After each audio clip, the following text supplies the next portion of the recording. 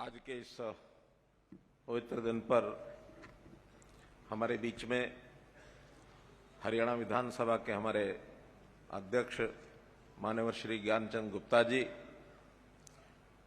हमारे chief secretary Shri Sanjeev Kaushal जी, विभिन्न जिलों में उपस्थित हमारे सभी मंत्रीगण, सांसदगण, विधायकगण व आज के इस सुशासन दिवस पर उपस्थित यानी जुड़े हुए लगभग 6,500 स्थानों पर सभी हमारे हरियाणा वासी भाइयों बहनों, सभी प्रशासनिक अधिकारीगण, कर्मचारी बंधुगण, आज के इस अवसर को पिछले 8 वर्षों से सुशासन दिवस के रूप में पूरे देश में मनाया जाता है।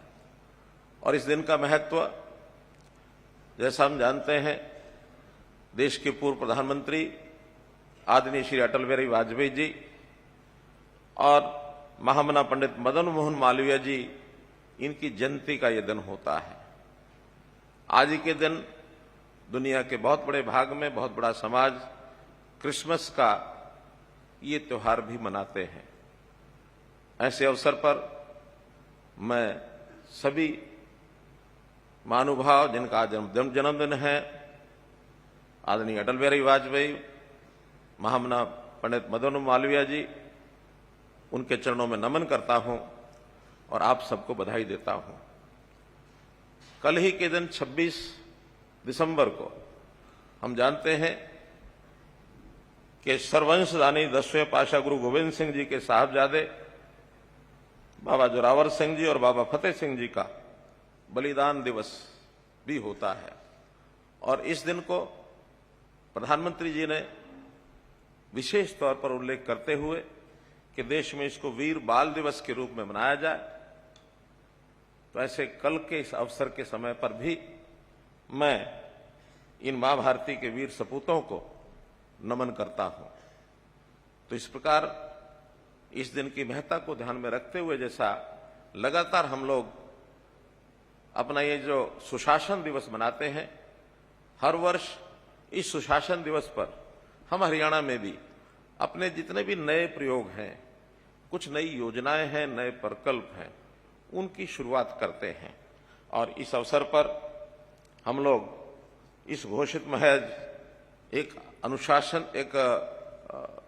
एक गवर्नेंस डे की बजाय, सुशासन दिवस की बजाय इसको एक संकल्प के रूप में और हम चलाते हैं। 8 साल पहले मोदी जी ने जब ये घोषणा की थी तो तब लगा होगा कि मात्र एक कार्यक्रम है, लेकिन आज हम सब महसूस करते हैं कि मात्र कार्यक्रम नहीं है, बल्कि एक दिशा हमने ली है कि आखिर शासन के नाते सुशासन, इसका भी एक बड़ा महत्व है। लोगों का जीवन कैसे सरल हो, किस प्रकार से हम आगे उसको बढ़ा सकते हैं। तो महज इसको शब्दों या नारों तक न सीमित करके, बल्कि एक भावना, इस भावना के अनुरूप हम सब लोग काम करते हैं। उसमें चाहे नेतृत्व हो, चाहे शासन में, प्रशासन में रहने वाले अधिकारी कर्मचारी हो या जनता हो, सबको मिल करके, इवन सामाजिक संस्थाएं, ये भी इस सुशासन के अवसर पर बहुत बड़ा योगदान करती हैं। तो हम सब मिल करके सुशासन की इस यात्रा को आज के दिन से शुरू करते हैं और लगातार पूरा वर्ष इसको हम चालू रखते हैं। और इसी प्रकार जैसा आज का ये दिन है, तो आज कुछ नई योजनाओं का ये उद्घाटन और शिलान्यास, इसका कार्यक्रम रखा है। सबसे पहला जो बड़ा कार्यक्रम आज हम करने जा रहे हैं वो है बीपीएल के परिवार। इनको अभी तक जिन लोगों को पीला कार्ड यानी बीपीएल के कार्ड पर राशन नहीं मिलता था, ऐसे बहुत लोगों की शिकायत होती थी कि ऐसे लोग जिनका राशन कार्ड बनना चाहिए उनका बना नहीं है, और जिनका नहीं बनना चाहिए वो राशन कार्ड उनके बने हुए हैं। और लगातार कई वर्षों से ये जब सुनते हुए आ रहे थे, तो हमने इसको परिवार पहचान पत्र के साथ जोड़ करके ऐसे जिनकी आय वार्षिक 1,80,000 रुपया तक है, ऐसे सब परिवारों को बीपीएल का दर्जा दिया जाए। 2 जिलों में कुरुक्षेत्र और सिरसा इसका उपयोग पहले कर चुके हैं। सफल प्रयोग के बाद अब आज से यानी 1 जनवरी से इस बार ऐसे सब परिवार जिनका 1,80,000 रुपए तक की आय है, सभी को बीपीएल परिवार के अंतर्गत उस दायरे में लाया जा रहा है। और इससे करने से हमारे जो नए राशन कार्ड हैं 12,46,507, ये प्रदेश भर में नए राशन कार्ड बनेंगे। हाँ, ये बात भी ठीक है कि पिछले लगभग 11-12 वर्ष में जब से ICCC डाटा बना और आज 2022 11 वर्ष हो गए हैं, बहुत परिवार इस दायरे से ऊपर भी निकले हैं। उन्होंने अपने व्यवसाय अच्छे किए, उनको कहीं नौकरी मिली, सरकारी अथवा प्राइवेट, तो ऐसे लोगों को भी अभी तक उसमें से निकाला नहीं गया था। अब चूंकि स्वाभाविक है नए सिरे से हम उसका दायरा तय कर रहे हैं, तो कुछ कार्ड उसमें से कटेंगे भी। सही कटने का अर्थ ये नहीं है कि उनके साथ कोई अन्याय हुआ है, बल्कि सही मायने में देखा जाए तो ऐसे लोगों को संतोष व्यक्त करना चाहिए कि हम अपनी आय के उस दायरे से ऊपर निकल गए हैं कि जो गरीबी रेखा से ऊपर हो गया है। तो उनके लिए संतोष की, खुशी की बात होनी चाहिए। लेकिन यदि उनका विचार ऐसा होता है कि हमें उस बीपीएल के दायरे में से बाहर निकाला गया है, हमारा कोई राशन छूट गया है, तो इसको विचार करने का तरीका दूसरा है। अगर मेरा अगर छूटा है राशन, तो जो गरीब आदमी है, जो बीपीएल के नीचे है, जिसका कार्ड नहीं बना था, मात्र वो कार्ड नहीं बना था इतनी बात नहीं है, लेकिन कभी कभी तो उसके घर के अंदर राशन की कमी के कारण से भोजन भी नहीं बनता और भूखे बिलखते रहते हैं। तो मैंने अगर कोई राशन का अपना कार्ड छोड़ा है, तो ऐसा वो बिलखता परिवार, ऐसा वो भूख से जो तड़पता परिवार है, उसके घर में राशन पहुंचेगा, ये पुण्य मुझे प्राप्त होगा, मैंने अपना राशन कार्ड छोड़ा है। तो निश्चित रूप से मैं आज उन सब लोगों को अपील करता हूं कि इसको इस ढंग से लें कि गरीब होना अच्छा नहीं है, आय अच्छी बढ़ाएं।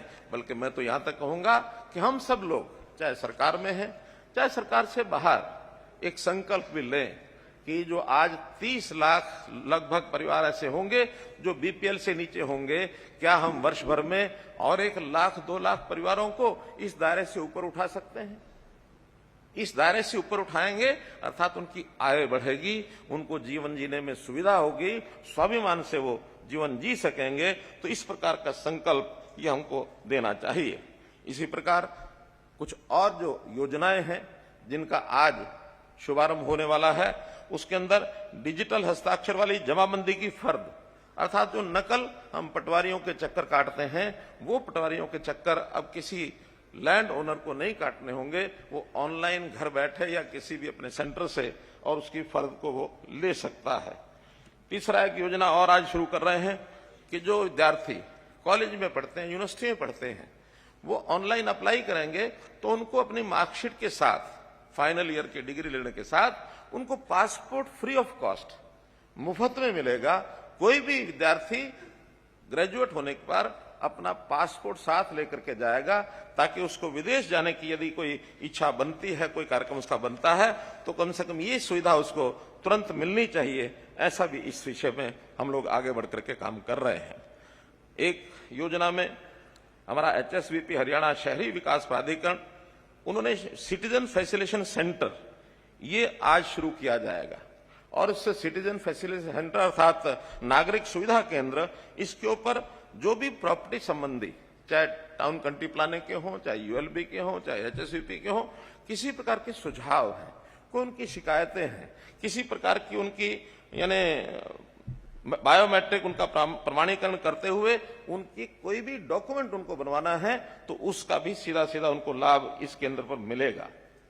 हमने जितने भी इंजीनियरिंग के काम हैं, किसी भी विभाग के हों, चाहे वो PWD के हों, चाहे अथवा और विभागों के जो निर्माण के कार्य विकास के, ठेकेदारों के लिए काम करने के लिए ई-टेंडरिंग का इंजीनियरिंग वर्क्स पोर्टल बनाया है। लेकिन इस इंजीनियरिंग वर्क्स पोर्टल में भी अगर लोग जागरूक हों तो विकास के कामों में जो उनको न्यूनता ध्यान में आती है, उसकी शिकायत करने के लिए ऐसा भी एक ग्रीवेंस पोर्टल आज शुरू किया जा रहा है, ताकि इसमें सोशल ऑडिट सिस्टम के माध्यम से कहीं भी विकास के काम में कोई काम होता है तो उसमें कोई कमी न रह जाए, और यदि कमी रहती है तो उसकी शिकायत तुरंत उसको मिलने के बाद उसको ठीक भी किया जाएगा। तो एक ग्रीवेंस पोर्टल भी इसको शुरुआत की जा रही है। आज हरियाणा के शहरों में बहुत ऐसी कॉलोनीज हैं जो अभी अनियमित हैं, जिनको नियमित कराने के लिए बहुत प्रयत्न लोग करते रहे हैं। हमने 2 साल पहले ऐसा इनवाइट किए थे कि ऐसी कॉलोनीज 800 और 45 कॉलोनीज अनधिकृत कॉलोनी इनकी पहचान की गई थी। कुछ उसके अंदर उसका जो सर्वे करने के बाद और उसमें RWA रेजिडेंट वेलफेयर एसोसिएशन भी एक टेम्परेरी हमने बनवाई है ताकि कोई ना कोई उसकी जिम्मेवारी ले जो काम वहां करवाने के हैं। तो ऐसी जो प्रक्रिया है वो अभी चल रही है, लेकिन आज जितनी पूरी हो गई है उसकी मैं घोषणा करता हूं। 8 जिलों के 177 कॉलोनीज को आज नियमित किया जाता है। तो इस प्रकार से ये जानकारी उन सब शहरों में उनमें मिलेगी। हमने इन कॉलोनीज को नियमित करने के लिए पिछले साल कानून भी विधानसभा में पारित कर दिया था। हरियाणा पुलिस ने भी आज कुछ संकल्प लिए हैं, कुछ नई चीजें इनकी घोषणा की है। अभी तक हरियाणा में 3 कमिश्नरीज, पुलिस कमिश्नरीज थी, गुरुग्राम, फरीदाबाद और पंचकुला। आज से जो 1 जनवरी से लागू हो जाएगी, एक और सोनीपत जिले में भी कमिश्नरी इसको बनाने की भी घोषणा की जाती है, क्योंकि बहुत विकास हो रहा है सोनीपत जिले का और उस प्रकार की आवश्यकता भी महसूस हो रही है। तो एक ये कमिश्नरी की घोषणा भी हम कर रहे हैं। पुलिस का बहुत बड़ा एक काम लॉ एंड ऑर्डर और क्राइम को रोकना ये तो रहता ही है, लेकिन बहुत चीजों की एनफोर्समेंट, जैसे माइंस है वहां भी पुलिस के लोग चाहिए, जैसे एनक्रोचमेंट इलीगल है उसको हटाने के लिए भी चाहिए, कहीं इरिगेशन की आवश्यकता होती है, कहीं पावर के लिए आवश्यकता होती है, कहीं ट्रांसपोर्ट के लिए। तो जितना बड़ा काम है कई बार उस पर ध्यान पूरा नहीं जाता, गौण हो जाती हैं। तो आज ये घोषणा भी की जाती है कि एक पुलिस का एनफोर्समेंट विंग ये अलग से बनाया जा रहा है, अलग से इसके थाने होंगे, अलग से इनकी जो पुलिस का बल होगा वो अलग से होगा। हालांकि उसी पुलिस बल में ही आना जाना और ट्रांसफर करना ये सब होगा, उसी में से लोग रहेंगे, लेकिन अलग व्यवस्था करने के बाद इन सब विभागों की ओर पूरा ध्यान जा पाएगा। तो एक एनफोर्समेंट विंग पुलिस का बनेगा और एडीजीपी एनफोर्समेंट अलग से एक पोस्ट बना करके और इस काम को शुरू किया जाएगा। इसी प्रकार पिछले दिनों में आयुष्मान भारत के साथ हम लोगों ने चिरायु कार्ड, आयुष्मान चिरायु, हाँ मेरी तरफ देख रहे हैं डीजीपी साहब, एक घोषणा इनकी और रह गई है, वो है कि आईआरबी और जिला पुलिस में जो रिक्त पद हैं 2500 रिक्त पद, इनकी भर्ती का भी इस अगले महीने से ही प्रक्रिया शुरू करके 2500 नए पद ये भर्ती किए जाएंगे। इसी प्रकार चिरायु कार्ड जो हमने पिछले 21 नवंबर को जिसकी घोषणा की थी कि अब 1,80,000 रुपए तक सब परिवारों को चिरायु कार्ड मिलेगा, अर्थात 5 लाख रुपए की जो बीमा, स्वास्थ्य बीमा की योजना, उसके अंतर्गत ये कवर होंगे। अभी तक केंद्र सरकार की योजना में आयुष्मान भारत में मात्र 15.5 लाख परिवार ही एलिजिबल थे। अब ये नई योजना में 28 लाख और 89,000, लगभग 29 लाख परिवार, ऐसा जैसे हमने राशन कार्ड में बताया 30 लाख परिवार हैं, तो ये 29 और 30 लाख के बीच ये सब परिवार इस बीपीएल के अंतर्गत आते हैं। इन सबको ये कार्ड वितरण करने का भी काम पिछले 5 लाख पहले बट चुके हैं। आज के दिन जो 6500 स्थानों के ऊपर मैंने बताया, वहां 8 लाख परिवार और बटेंगे। लेकिन परिवारों के ये जो कार्ड छपाई का काम थोड़ा धीरे होने के कारण से इनको स्थायी लाभ जो 5 लाख रुपए का है वो मिलना प्रारंभ हो गया। लगभग 80 लाख लोगों ने रजिस्टर करा लिया है 1.25 करोड़ लोगों में से। यानी अगर परिवारों का हिसाब लगाएंगे तो ये लगभग और 20-22 लाख परिवार होंगे जिनको और ये रजिस्ट्रेशन हो चुका होगा। 80 लाख परिवार आज भी सहायता के लिए योग्य माने गए हैं और 21 नवंबर से लगभग 1 महीना हुआ है, लगभग 5800 लोगों ने इसकी सहायता, इस नई योजना के अंतर्गत सहायता प्राप्त कर ली है। 11 करोड़ रुपया उस पर खर्च आया है। तो अर्थात 5800 करोड़, 5800 लोग यदि योजना में नहीं आते तो उनके लिए कई बार ये कठिनाई भी बन सकती थी कि उनको पैसे का खर्च कठिन हो जाता था। तो इस प्रकार का ये योजना भी हमने बनाई है। ऐसे ही एक योजना निरोगी हरियाणा, वर्ष में एक बार स्वास्थ्य जांच। पहले बार तो 2 वर्ष शायद लग जाएंगे क्योंकि इस योजना में उतना इक्विपमेंट, उतना इंफ्रास्ट्रक्चर तैयार करना, उसके लिए भी समय लगेगा, लेकिन अभी उसको प्रारंभ कर दिया है। 80,000 लोगों का और ये परीक्षण जांच हो चुकी है। करना 1.25 करोड़ का पहले उस चरण में है, तो इस पर भी समय लगेगा, लेकिन प्रारंभ हो गया है। जो परीक्षण जांच में छोटी बड़ी कोई कमी पाई जाती है इस शारीरिक परीक्षण में, उसका इलाज तुरंत कराने की सुविधा भी उनको मिलती है। तो इस निरोगी हरियाणा का भी कार्यक्रम इस वर्ष हमने ये शुरू किया है। ऐसे सब कार्यक्रम आज लॉन्च करते हुए इस कार्यक्रम के बाद सभी जिलों में भी ये जो राशन कार्ड का वितरण वो किया जाएगा और सब जिलों में ये जो अपना चिरायु कार्ड है वो भी बांटे जाएंगे। तो नई योजनाओं की लॉन्चिंग ये कुछ की अभी इसके बाद करेंगे, कुछ अपने अपने स्थानों पर लोगों ने उसकी योजना बना करके लॉन्चिंग कर दी है। मेरा सुशासन से अर्थ केवल इतना ही है कहने का कि जो बात हमने 2015 में, रादर 2014 में सुशासन दिवस पहले कार्यक्रम में सीएम विंडो के रूप में शुरू किया था, और पिछले 8 साल के अंदर इतने कार्यक्रम हमने लागू किए हैं कि कभी कभी जब मैं अपने नेताओं से, कार्यकर्ताओं से, विधायक सांसदों से बात करता हूं तो उनको कहना कि नई चीजें इतनी हो गई हैं कि और आगे नहीं करनी चाहिए, बल्कि इनके ऊपर भी जो काम करना शेष बचे वो काम करने चाहिए। लेकिन फिर भी कुछ काम एक दूसरे के साथ जुड़े होते हैं। आगे भी इन वर्षों में जो काम इनके साथ जुड़े हुए हैं ताकि उनको कैसे सहूलत हो सके। सीएम विंडो की शुरुआत हमने की थी, आज 12 लाख लगभग ऐसी एप्लीकेशन है जो ग्रीवेंसेस विंडो में आई है। तो एक बहुत बड़ी सुविधा लोगों को ये मिली है। हमने जैसे ये राइट टू सर्विस में हम देखते हैं कि पहले कभी इसकी चिंता कोई नहीं करता, सर्विस अधिकारी ने दी कि नहीं दी, लेकिन जब से हमने राइट टू सर्विस कमीशन बनाया है नए सिरे से, हमारे टीसी गुप्ता जी बैठे हैं, इन्होंने एक नया प्रयोग किया, आस पोर्टल बनाया, ऑटो अपील सिस्टम, जिसके अंतर्गत शायद पिछले 8 वर्षों में जब से शासन है कोई 7 या 8 अपील ही आई थी, लेकिन 2 वर्षों में 14,000 अपील आई है। तो 14,000 अपील का अर्थ यह है लोगों में जागरूकता आई है और उनको समय पर सर्विस की मिल रही है। जो अधिकारी कर्मचारी नहीं समय पर सर्विस देता उसके ऊपर फाइन भी किया जाता है। तो लोगों में एक अनुशासन है, कोई लाभ न तो म्युनिसिपैलिटी को होता है और वो भी अपने प्रॉपर्टी में कुछ अदल बदल करना चाहे कर नहीं सकते हैं, और करना चाहें तो उसमें अधिकारी कर्मचारी उनको 100 तरीके होते हैं उनको घुमाने के, परेशान करने के। तो हमने उनको भी इस स्वामित्व योजना में 20 साल से ज्यादा किसी का अगर उसके ऊपर कब्जा है तो पैसा लेकर के उनको भी उसका अधिकार दे दिया है। और यही चीज आगे हम एक्ट बना करके ग्रामीण क्षेत्र में भी करने जा रहे हैं कि बहुत बड़ी लिटिगेशन जो बन रही है, यानी एक प्रकार से जमीनों के कब्जे किसी के हैं, मालिक कोई है, सरकार के भी जगह पर कब्जे हैं, या कहीं ना कहीं विधिवत तौर पर उन्होंने उसका कोई डॉक्यूमेंट बना रखा है, लेकिन बड़ी संख्या में ये लोग हैं, इसको भी हम आगे करने जा रहे हैं।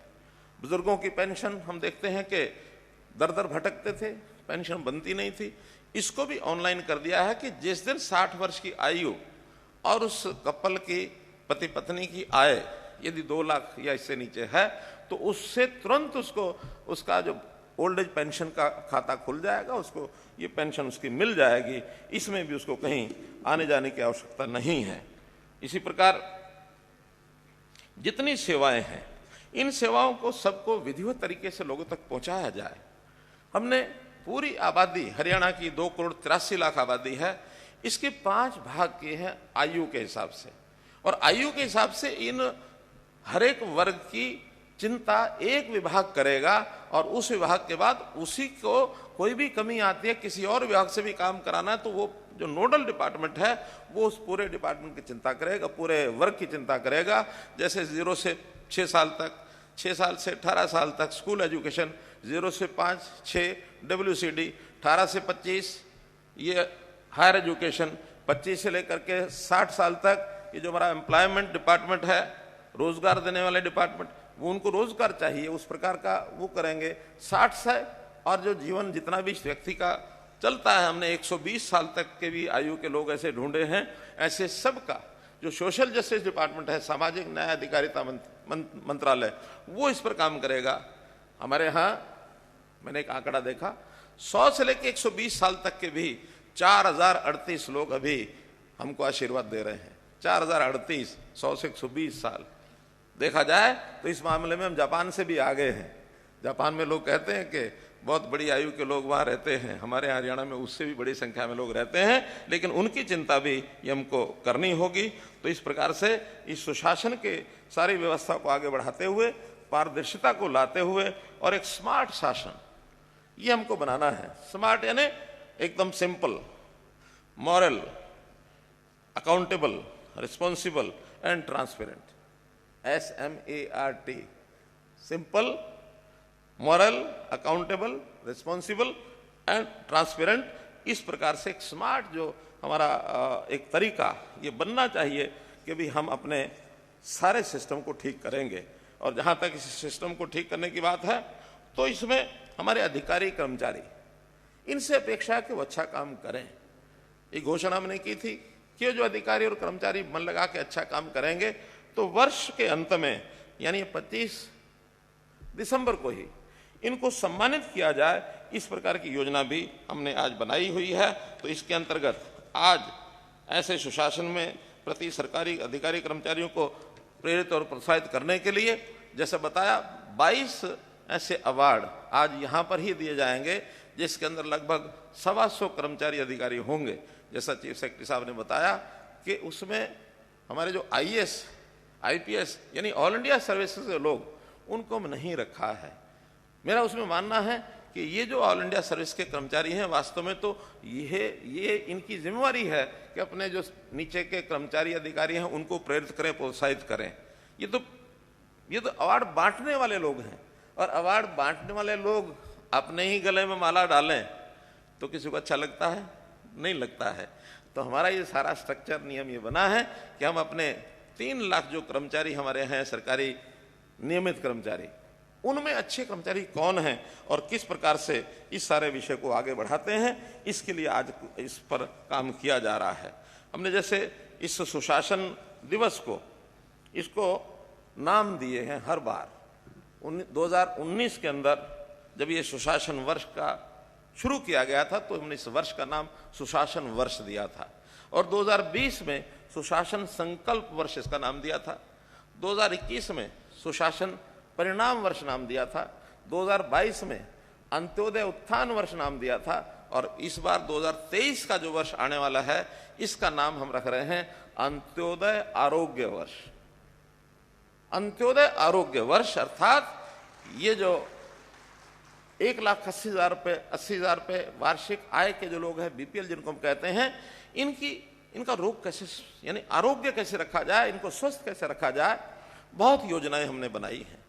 और उन योजनाओं में हमारा जो स्वास्थ्य विभाग का इंफ्रास्ट्रक्चर, इसको बड़ा कर रहे हैं।